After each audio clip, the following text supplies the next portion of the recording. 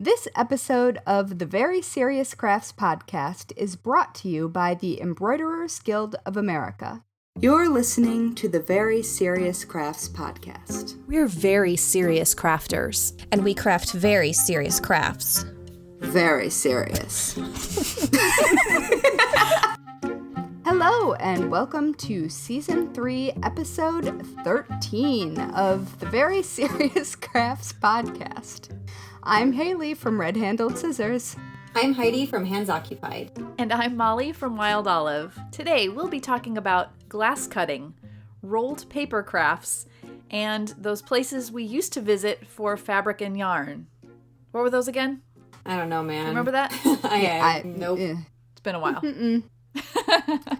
So, if you guys... Yeah, you listeners happen to hear strange stampeding and pouncing and jumping and mewing noises, I have 2 kittens. And they're named Phryne and Detective Inspector Jack Robinson. And they cannot be contained. So, they're going to show up. They've probably already shown up. I would say I'm sorry, but I'm not because they're adorable. They are super adorable. They're very cute. Yes, they showed up right in the middle of a tropical storm last Saturday. So that there they are. So they are very cute, and they are 9 or 10 weeks old. And so they're very tiny and into everything. Yes. Have they destroyed anything major yet?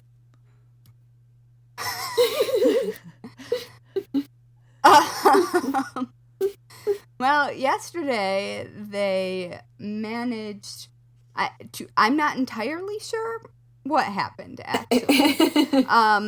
Let's just say I had them in their kitten playpen to keep them out of the way while some cleaning was happening. Mm-hmm. And when I came back, they and their entire playpen were wet and covered with litter, maybe. And then we all 3 needed a bath. Yeah. Cute. Yeah, super fun. But yeah, knock on all of the wood, that is as exciting as it has gotten. Although they have just trapped them. Ow! Stop biting my foot. Anyway, how are you guys? Good. Apparently there's just tiny new creatures everywhere right now in our lives. Because my brother's baby was born last week, so yay! Congratulations to them. Yeah, yes, and congratulations to you too. Yeah, I'm excited to be an aunt again. Her name's Scarlett. She's really cute. She's really little. Not as little as my preemie niece, but a little 6-pounder baby. So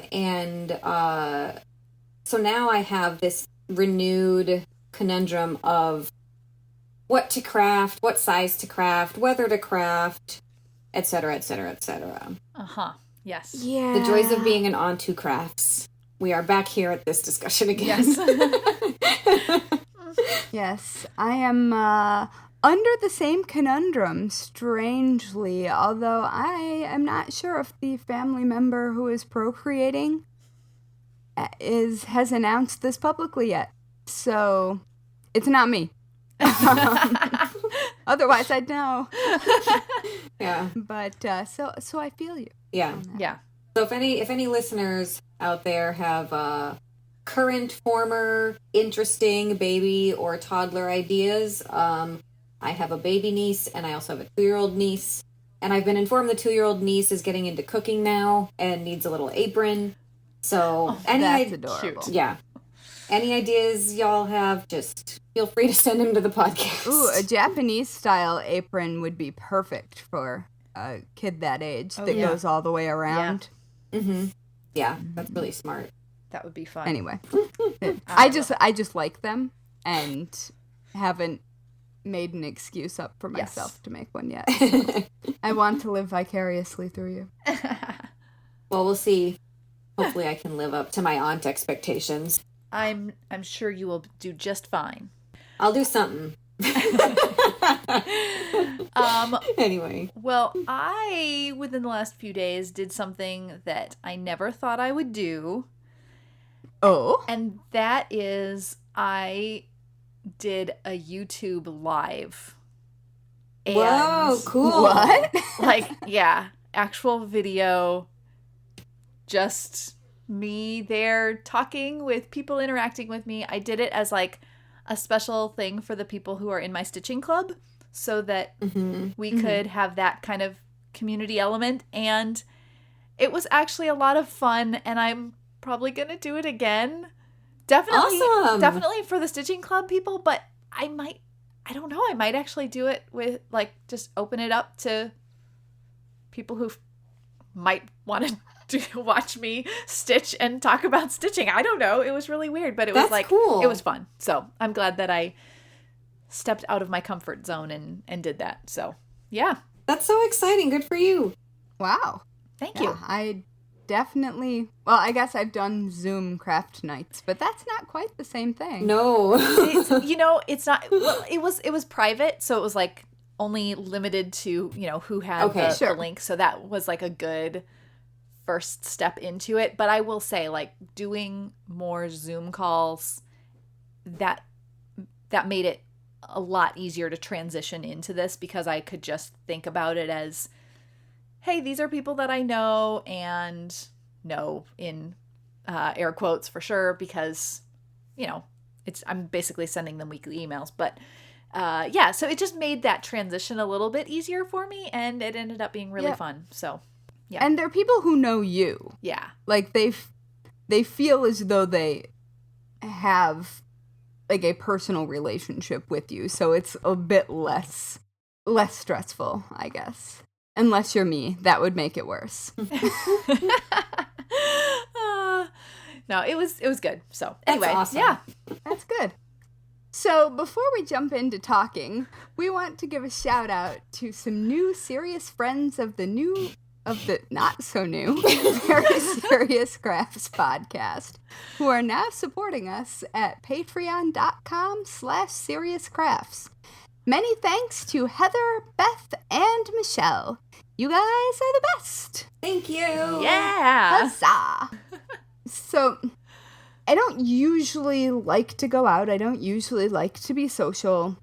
But right now, I've kind of found myself missing visiting my local fabric shops and local yarn shops, which shout out to Brooklyn General Store and Woolen, which are my locals and my favorites. But I miss just going there and having the option to browse and hang out. And since I usually go during the middle of a workday, there usually aren't very many people around, and I know the owners, and I miss, I guess, the inspiration that comes from having someone who knows you be like, oh, did you see this new fabric that came in? And, like, falling down a new project rabbit hole. And I miss the community of that, like the community feel.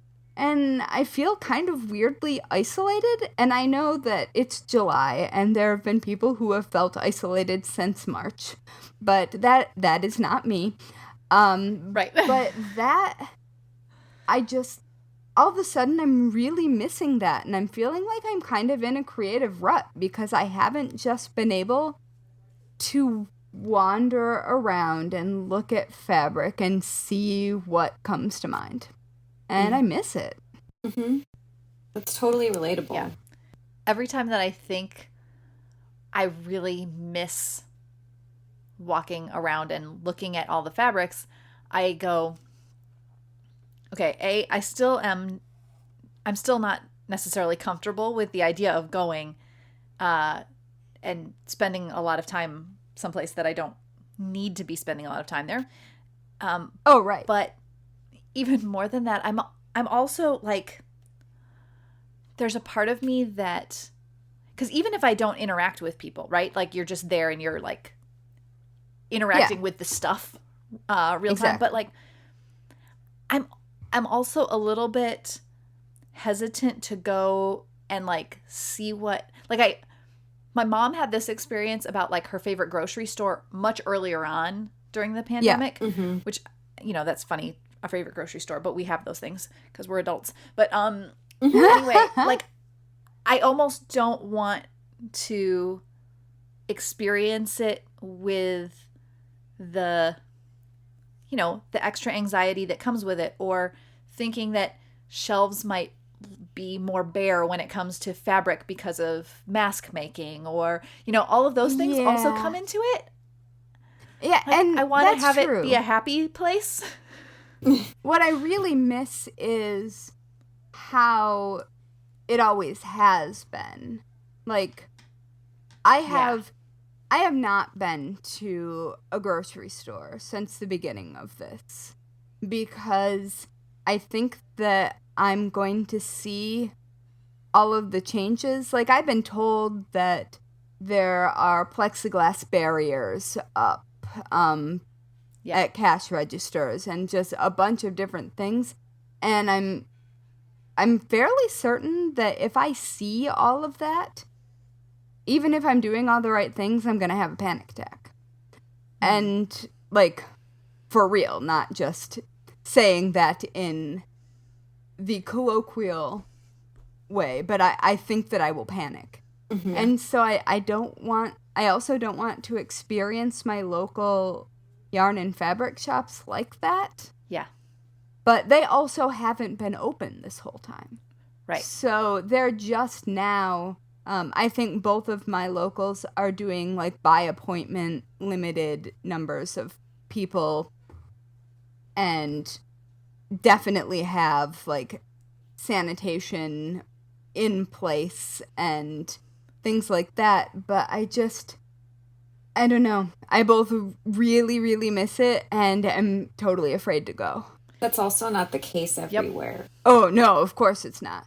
I mean, it is. Yeah, but even in the places where you know that it is being practiced, it's still, It's still stressful. I feel like I'm kind of weirdly lucky that I live in New York City, where we were the epicenter of the pandemic for a very long time.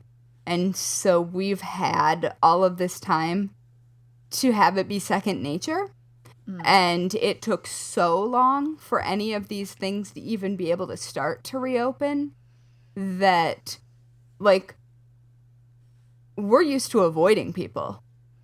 Like, we get spooked on the sidewalk.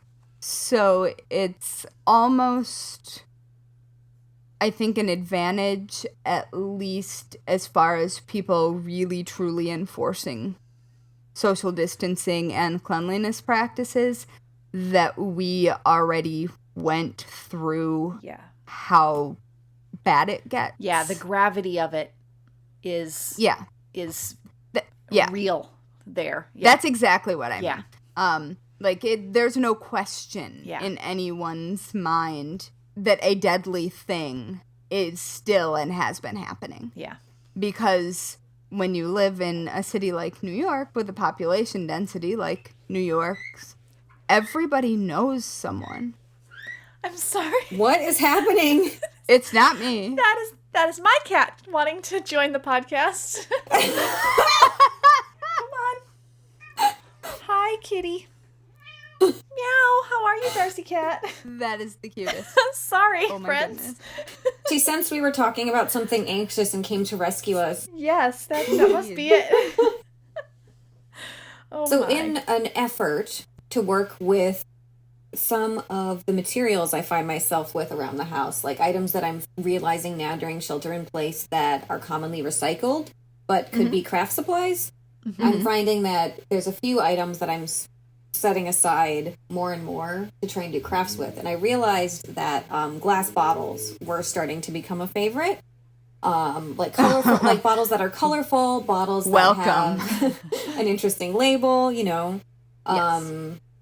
I try to be very judicious so I don't end up with like a huge sticky like grocery store bag of empty like wine and beer bottles, but Oh, they're just lined up next to my kitchen sink. We always have like, we have to do like regular pare downs on like jam jars, pasta sauce jars, because a lot of them are like mason jars and stuff, and they're they've seen better days at a certain point. Well, yeah, and then you just like, you go, what am I actually going to do with these if I don't have a project? So I like the idea of coming up with plans for them.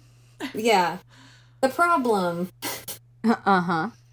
is that if you're trying to craft with glass, it's like super dangerous. Sure. Yes. Do you have leather gloves? Well, this is what I did so far.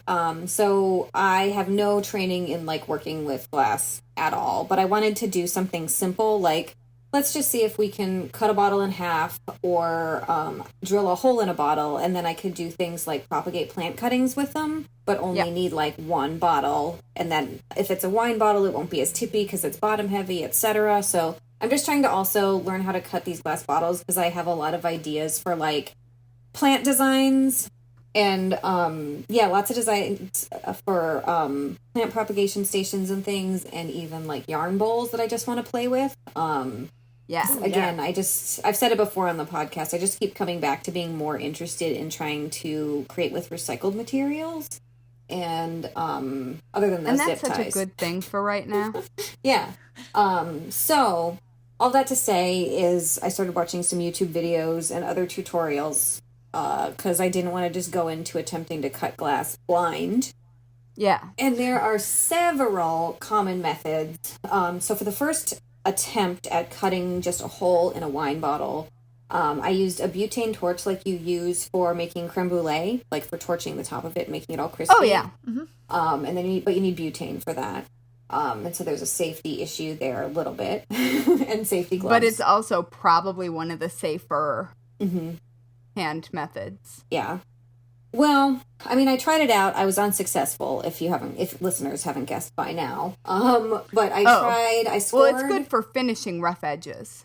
Well, I tried following a couple different tutorials approaches. Like I kind of combined a couple, and you basically score the glass to start to give it like a weak point, and then you torch it a lot until it glows like bright orange, and then you can when it's hot enough, like push it through.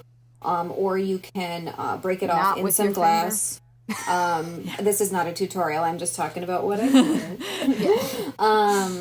But yeah, and then I wasn't having much luck. I was getting the weak points to show up, but I was like, let's experiment with adding water. But that was a total fail because it was too much of a temperature change too quickly. And if the if the break would have been controlled, putting it into the water from hot to cold, I think it would have been a clean break, but I just had it shatter so far. And then I was nervous and thought I would wait again to build up my confidence and watch some more tutorials before I tried that again. I'm trying to remember how... Oh, I'm currently looking at my tutorial for cutting a wine bottle in half, because apparently I wrote one years ago. And I used the scoring method, but it's hard. Like, it's hard to get that line in glass. Well, and my first thought was, is the little butane torch, like, is it maybe not hot enough? Is that part of it? That's kind of what I was wondering, too. Yeah. Yeah. Because it's a hand torch, and it's like a mini one, so it's good for, like, a dessert, but... It's also, like, you have to get that glass so hot that I kept being like, I wonder if I'm just going to run out of butane, like, right when I'm close to being at the point where I could make the glass break. So I just need to do more research and continue to try to build confidence. I used a tea light candle. Oh, wow. Yeah, cutting just a straight line's pretty straightforward. There's a lot of safe tutorials for that. But for putting a hole in glass, it's a little bit of a different animal. I was not thinking about that. Yeah. That's interesting. Yeah, I've never done that. That's hard. You can use a soldering iron. That's the next method I think I might try. So you score it, and then you use the soldering iron to heat to expand your cut right along a trace line that you've drawn, so you can do any kind of shape, and then you can finish it by hand. Okay. But yeah, I just want to cool. play I've around never with heard it. of that. Because there's so much glass that I end up recycling that I really think I could make into nice things for gifts. Yeah. And it's different, you know? I Definitely. enjoy playing with new mediums. Yeah. Well, And fire.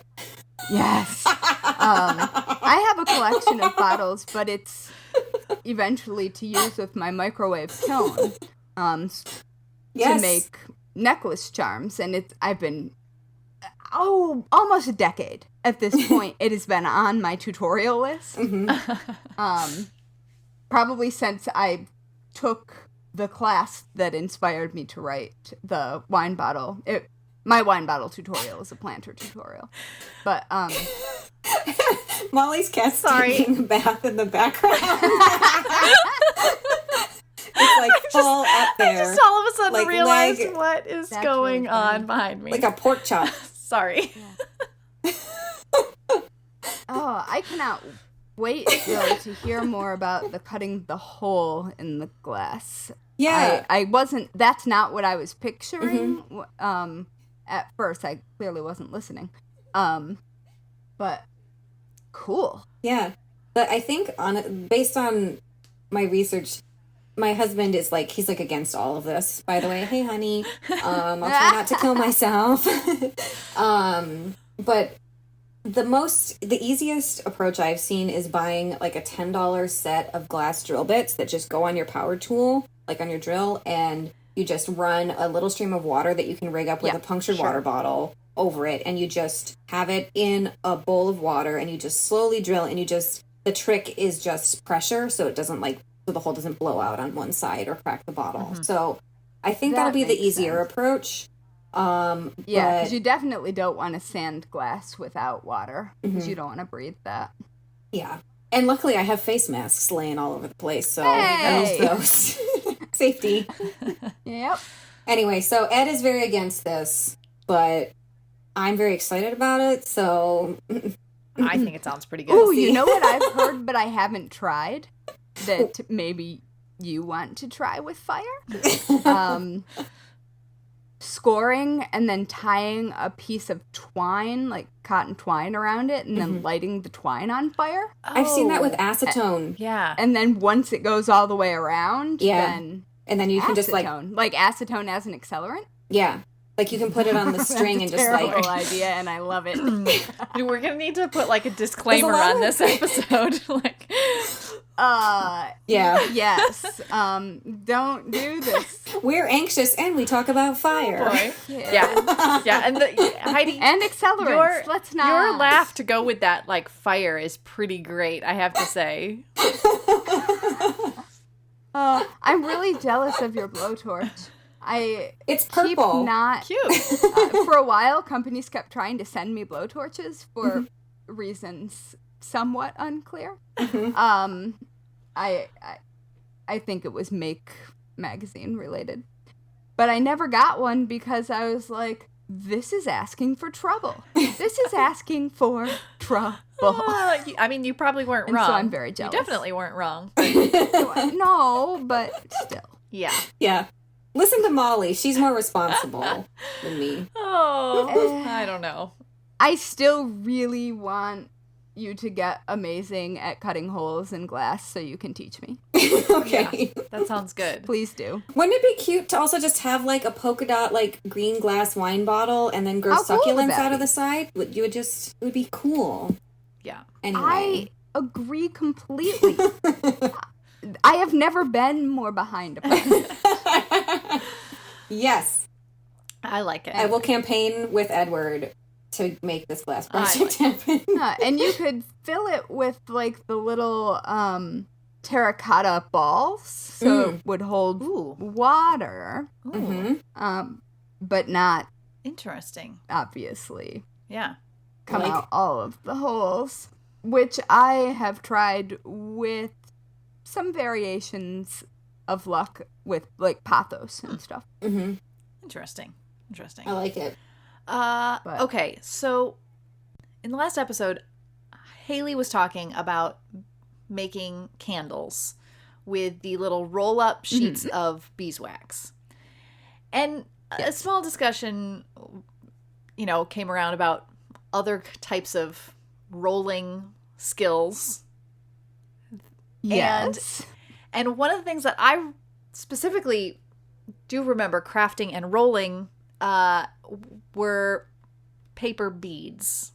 Did you guys ever make those rolled paper beads when you were younger? Yes. Yeah. So let me just tell you, when I was a young tween or so, I loved making those. I made tons of them. I made them into jewelry. I, had different, and usually I was, most of the time I used magazine pages because it's a good magazine recycling kind of a project. I did try making them with regular paper, as I've seen done, and I always found that the copy paper is too thick. But anyway, so I was thinking about those beads, and it's been a very long time. Although my mom recently, for a Christmas gift, gave me a necklace that was made out of those rolled paper beads, and they were from a woman who supports her family now making this jewelry. And the beads were painted and varnished and absolutely beautiful, stunning jewelry, and very far from the beads that I made as a teenager. But, obviously they can become art pieces. However, here's the thing. This is really what I wanted to tell you about. This is my teenage Mollie train of shame project, if you will. Maybe it was just misguided. Oh. It was really, no, not maybe. This was definitely a dumb idea for a project. But I loved making them so much that I decided that I should just make thousands of them so that I could create my own rolled paper beaded curtain.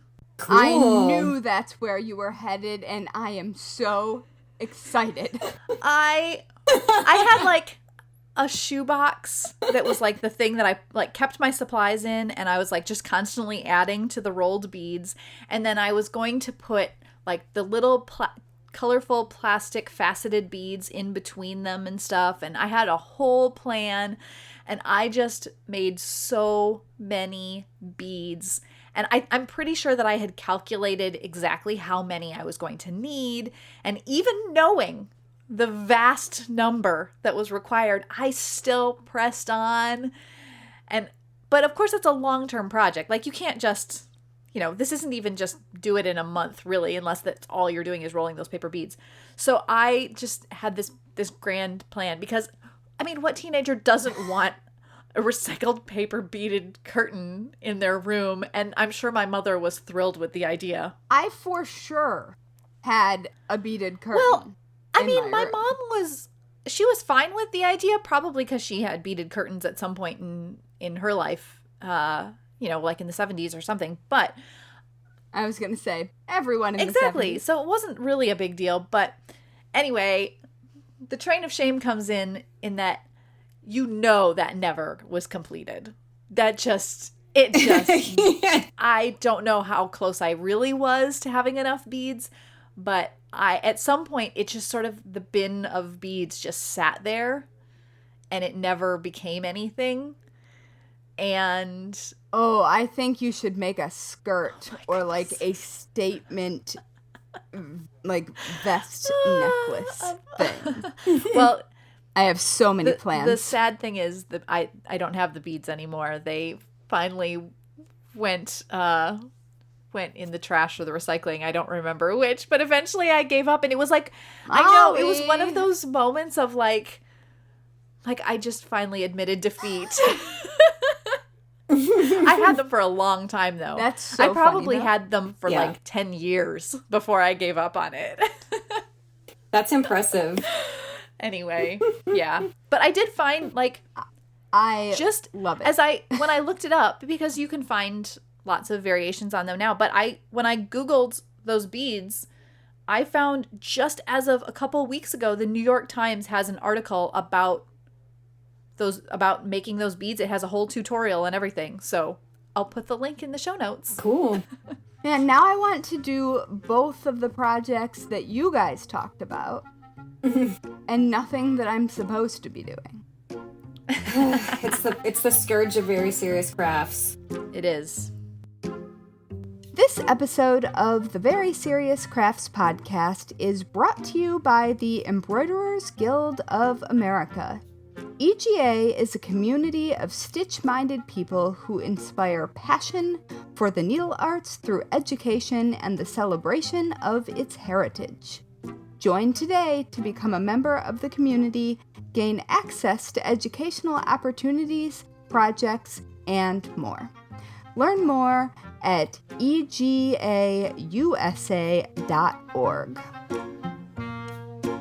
So, in addition to my earlier whining about not being able to go to my fabric and yarn shops and such, I have also run into sort of a related issue while trying to pick out fabrics for my own personal masks. As I, in theory, start going outside more. Mm-hmm. So, when looking through my stash, I have all of these fabrics that I'm totally in love with, that I have bought, like, dress quantities of all of them because I am paranoid that I will decide that I need to make a dress and not have enough of any given fabric. Yes. But all of these fabrics, especially the ones that make me the most happy, like, I'm waiting for just the right project to use them, except that nothing ever seems quite good enough. To actually use these fabrics that I have decided that, like, either I can't get more of them or, like, they're just too good to risk screwing them up in some way. And so I just have all of these fabrics that I love and can't use, and that is really stupid. I mean, you could use them. You could. I should. I could and I should. But I've got it into my head, and I have some yarn like this too that's just waiting around for the project in all caps. And I feel like now when I can't be really going and shopping and looking, and where much of my purchasing is like from makers on the internet, like it's not an instant gratification thing, I should be shopping in my stash. Like, why am I buying all of this fabric that I love if I'm never going to use it for anything? Yeah. And, oh God, I'm just having such an internal war with fabrics I love versus actually using them. Yeah. Well, isn't it? I think it all comes down to aspirational marketing, like other people, like when you, in other industries, when you're marketing a good to someone, like fancy, like couch, you're marketing like the lifestyle that someone who has like a pink velvet fainting couch would have, And so I think that's what a lot of what's being sold in the craft industry is, this fantasy that you're going to make this really nice and you can feel really good when you buy the supplies to do it over and over and over, whether or not you ever reach the finished project gratification stage. But the thing about it is, I'm perfectly capable of sewing button-down shirts and dresses. Like,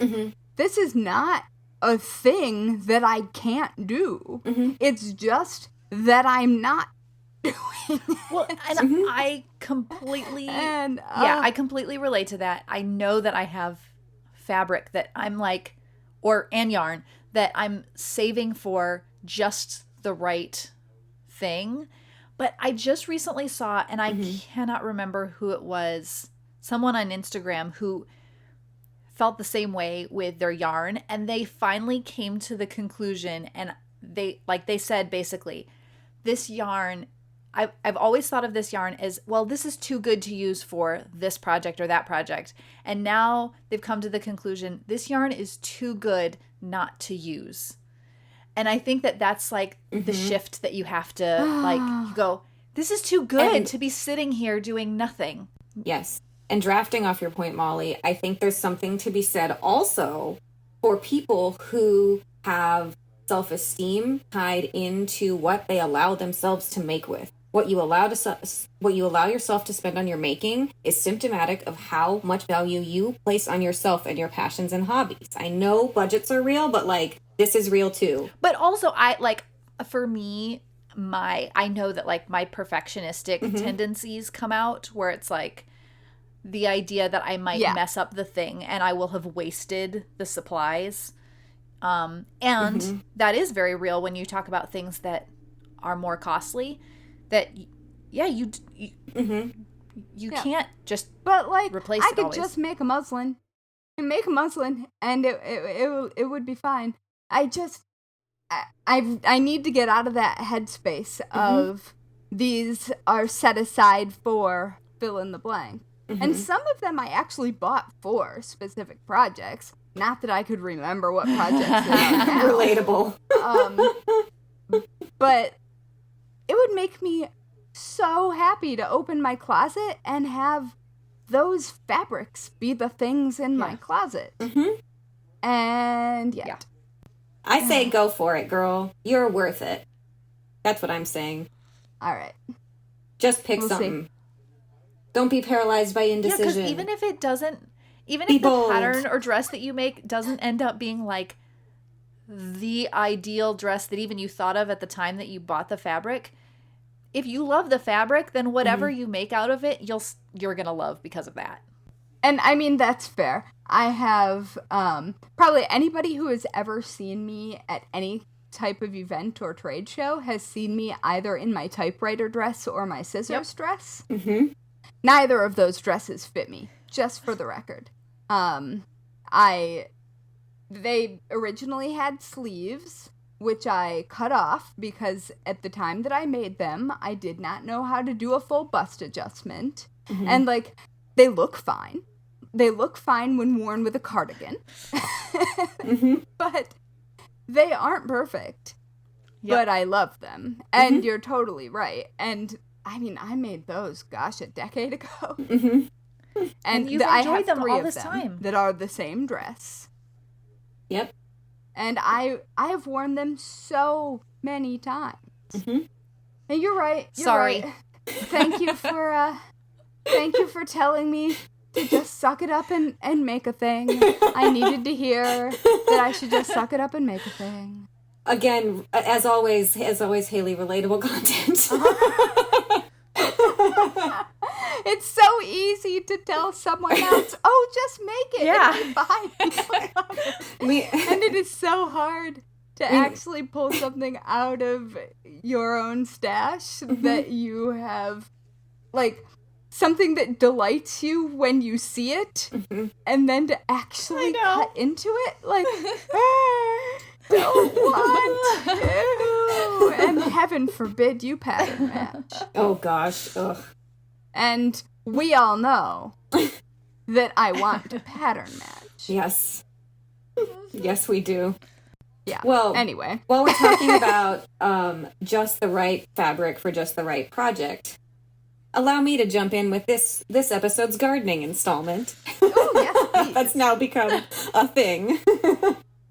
And I must say that in retrospect, this is not at all surprising, but it is approximately as hard to pick out a new plant and also the appropriate pot for it to thrive in that also matches it and your house and where you put it and the drainage, blah, blah, blah. That is approximately as hard as shopping for yarn or fabric, etc. I couldn't agree with you more. It's infuriating. Especially knowing they will outgrow yes. the perfect thing yes. that you have found. Yes. But if you buy the bigger one, then you're going to get root rot. Because it won't dry out fast enough. Ugh. And those are expensive. Yeah. They Planters, are. they really can be.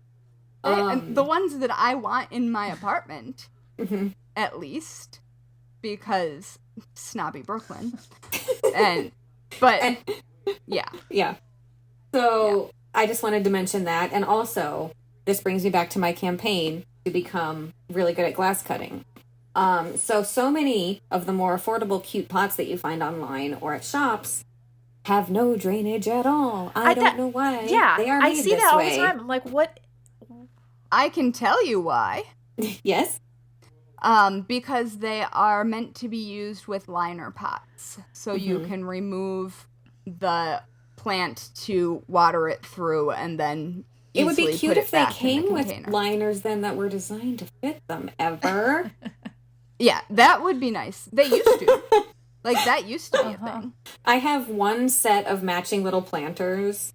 And also it's not a big deal. I have a million plant liners that I repurpose from when I buy plants at the garden center or whatever. But I have 2 little wall hanging planters that came with custom liners, but they never do otherwise. And so you can use the liner or you can drill a hole in the bottom. And that seems like a really good excuse to buy those drill bits. Yeah. I mean, ceramic isn't very hard to drill through. Nor is terracotta. It's definitely just like an outdoor activity. I mean, you always do run the risk of breaking them, and that is the especially problem when they're if you're expensive. buying an expensive Yep. thing. Speaking of cutting into things. Yeah, exactly. are I wasn't stressful. going to go back to the glass cutting topic in my second topic today, but here we are. I'm into it. I'm very here for it. Anyway, and then just while I'm on the subject of plants as well, I got a banana palm tree last weekend. I got a really good deal on it from the locally owned garden center. And I don't know. I think odds are about 50-50 whether or not it'll make it once winter hits in the Midwest. Because it's a high humidity palm that likes lots of light. And my apartment has the light thing in spades all day, for sure. That's why I decided to roll the dice. But I am just not that confident in my ability to consistently take care of this thing correctly. I mean, a gravel tray ought to do it.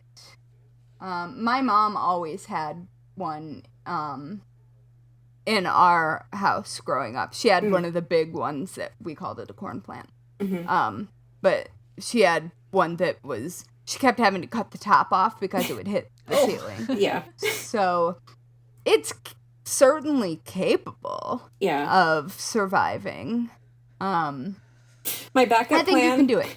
It's in a pot on a little roller tray, and my backup plan, if it gets really, really tall, is to wheel it over to my studio because the ceiling's really, really high, and I have floor-to-ceiling windows almost there. So my studio might become this place where I overwinter my palm tree. Well, there you go. Which would be really that's funny. a completely fine idea. Besides, it would be nice to have a palm tree. Yeah. In my Instagram content from my studio in Chicago in winter. That'd be really... those would be cute photos, I think. Yeah. I agree. See, you've got a plan. Yeah. It'll be good to have a plant there with you, but then also, I thought photos, that'd be nice. Yeah. Yeah. You can also buy it a humidifier. I think I might have to, from what I've been reading. I have for sure bought humidifiers for my plants. Yeah. And dedicated hygrometers. I love it. For I love it. Oofda. I mean, a humidifier. Listen, I was on anti-anxiety medication at the time. That I'm really excited about your plant. Thank you. Yeah. It would be great if I could be as excited about crafting right now as I am about my plants, but we'll get there again. Yeah.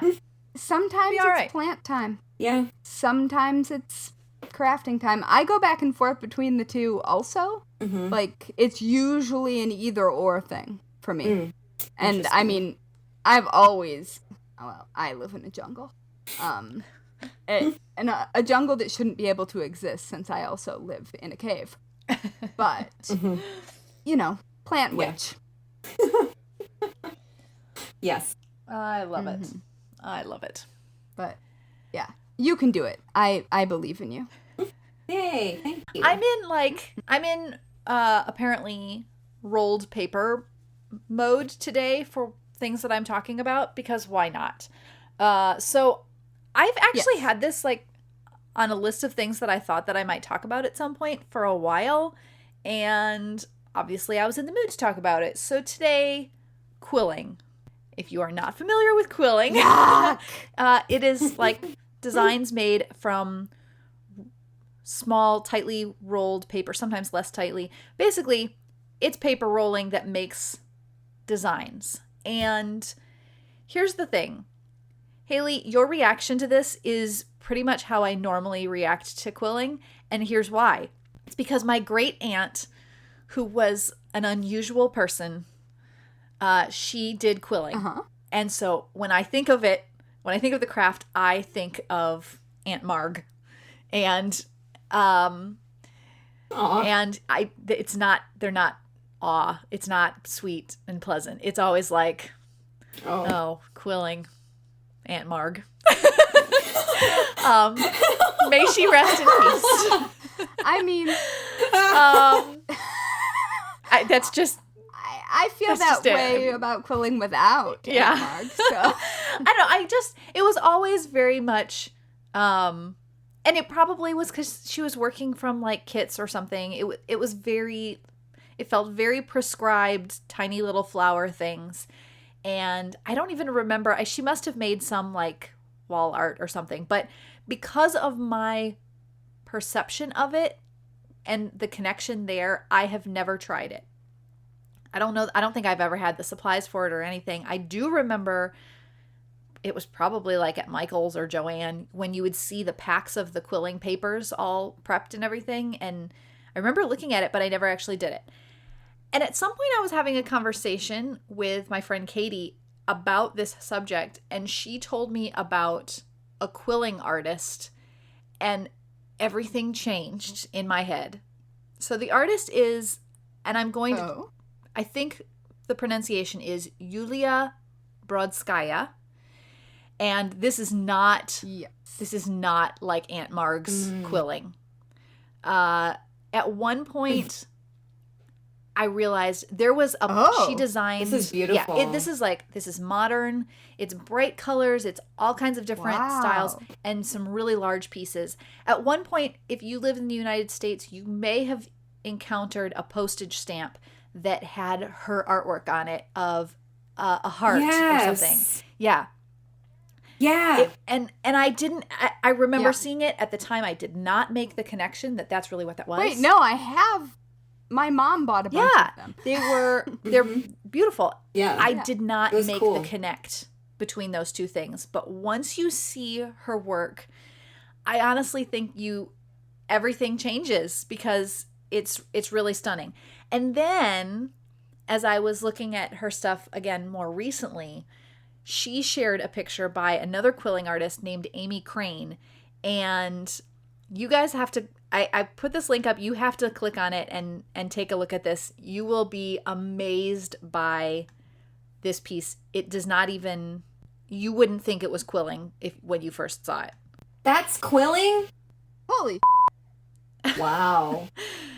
So obviously I'll put links to all of these things in the show. And this Audrey Hepburn piece, We're talking too. about the cat, right? Yeah, so the cat was the piece that that Yulia shared and that I saw. Was like, again, like this person, her work is much more That's realistic. like thread painting. Yes, exactly. But with little strips of paper. And like if you haven't seen quilling before, they're attached on the paper's edge. So it's not like a paper collage.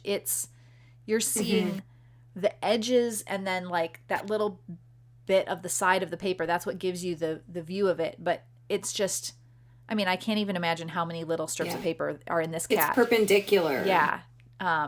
Again, her Amy Crane, very different from Yulia Brodskaya.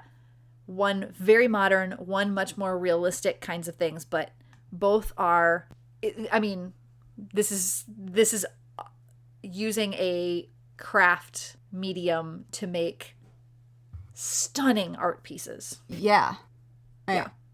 You know, I was just thinking that traditional quilling looks almost identical to Victorian hair wreaths. And I'm unclear why I hate it so much, since I love Victorian hair work. Again, I think sometimes, like, the context you see something in, you just kind of... Well, it's that I hate doing it. It's not that I hate looking at it or anything. Like, actually doing it. Seeing people's quilling. Like, it doesn't... I mean, sometimes it's really cool. But, yeah, I mean... I don't look at it and go, I still haven't tried it. Although, yeah, I think that I probably have not even seen all that much quilling other than what my aunt was doing, and then maybe a few things along the way, but it's one of those things in my head that I just am like, it's one of those meh kinds of things to me, and that just isn't the case anymore, so. Yeah. Yeah. Well, I was part of a salon last year where there were 12 people, and we met once a month online, so we were all over the world. And every time it was someone's turn to teach something, show something, like it went from magic tricks to one of them was a Disney Imagineer, so we got castle replica building materials, like a bunch of interesting things.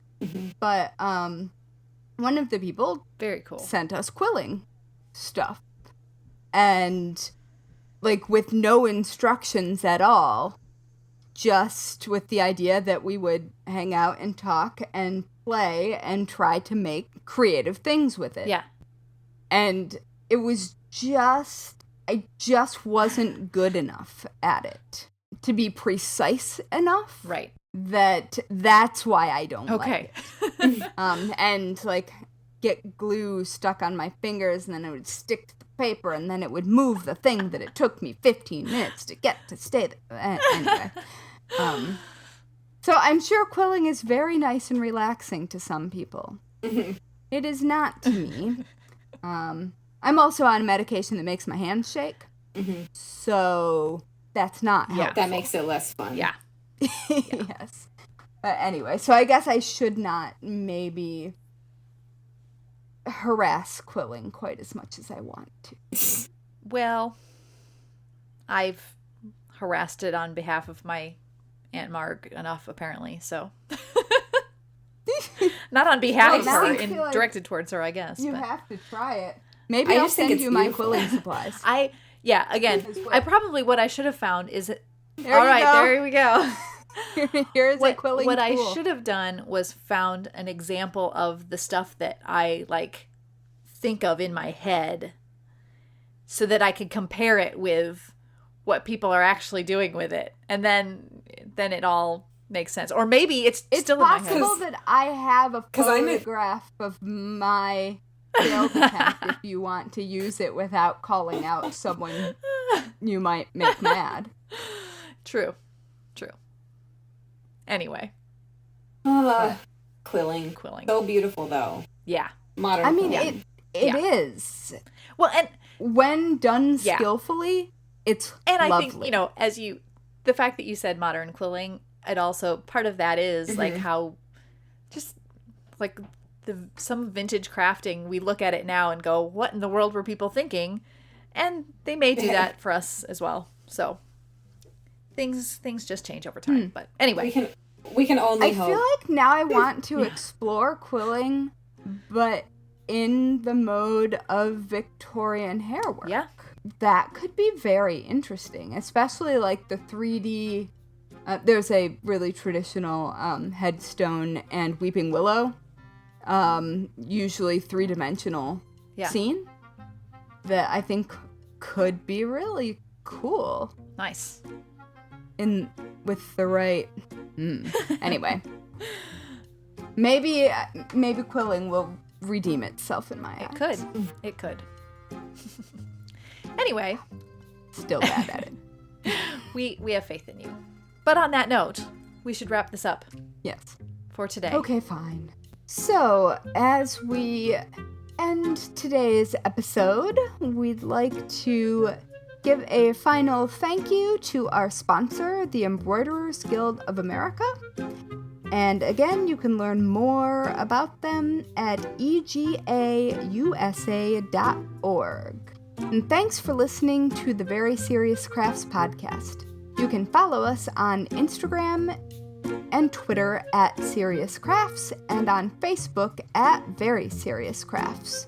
You can also find show notes and all things Very Serious Crafts at veryseriouscrafts.com. And finally, if you're a fan of the Very Serious Crafts podcast, please leave us a 5-star review on whichever platform you use to listen to podcasts. Good ratings help us show up in recommendations, which helps more people who love crafting find us. Yes. Thanks in advance. Yes, thank you. We love you. Bye.